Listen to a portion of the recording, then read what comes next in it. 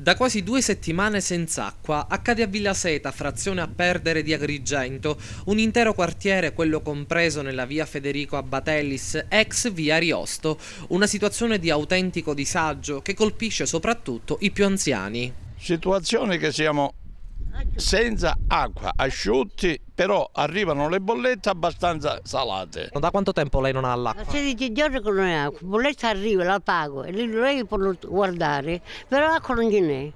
Una donna anziana di 86 anni, come la chiama l'acqua al terzo piano?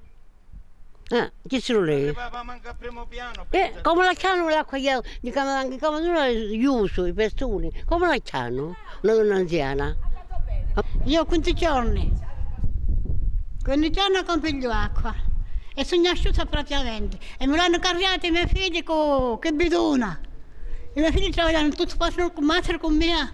I residenti in pratica non sanno a che santo votarsi, hanno scritto una dura lettera a Girgenti Acque ma senza ottenere risposta. Sulla vicenda sono intervenute anche Lillo Miccichè e Giuseppe Arnone per sollecitare interventi per risolvere il problema.